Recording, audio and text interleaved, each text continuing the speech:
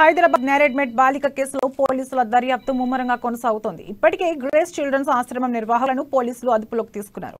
అదేవిధంగా మైనర్ బాలికపై లైంగిక వేధింపులకు పాల్పడిన అకౌంటెంట్ మురళి, గణేష్లను అరెస్ట్ చేసి రిమాండ్కు తరలించారు. అనంతరం ఆశ్రమం ఇన్ఛార్జ్ విక్టర్ను అరెస్ట్ చేశారు. నిందితులను కస్టడీలోకి తీసుకుని విచారించనున్నారు. అనంతరం ఆశ్రమంలోని విద్యార్థినులను ఖాళీ చేయించి నిబోలి అడ్డాలోని ఆశ్రమాలకు తరలించారు.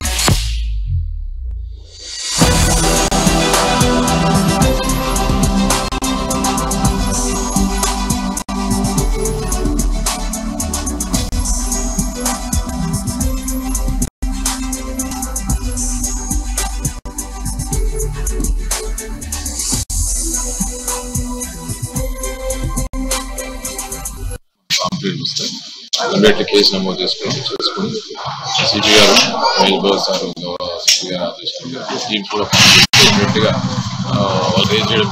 అందులో ఇద్దరు, ఒక మేజర్ అమ్మాయి, ఒక మైనర్ అమ్మాయి. ఏంటంటే వాళ్ళు ఇంకా ఒక మైనర్ అమ్మాయిని సంగారెడ్డిలో గణేష్ అనే అతను దాన్ని అక్కడ లైంగికంగా అబ్యూజ్ చేయడం అని చెప్తే మనం దాన్ని ఇమీడియట్ గా స్టేట్మెంట్ పే చేసుకుని ఇమీడియట్ షార్ట్ టైమ్ లో అరెస్ట్ చేసి డిమాండ్ కూడా చేయడం జరుగుతుంది. సేమ్ టైం అక్కడ కూడా సంగారెడ్డిలో కూడా వాళ్ళు కూడా అరెస్ట్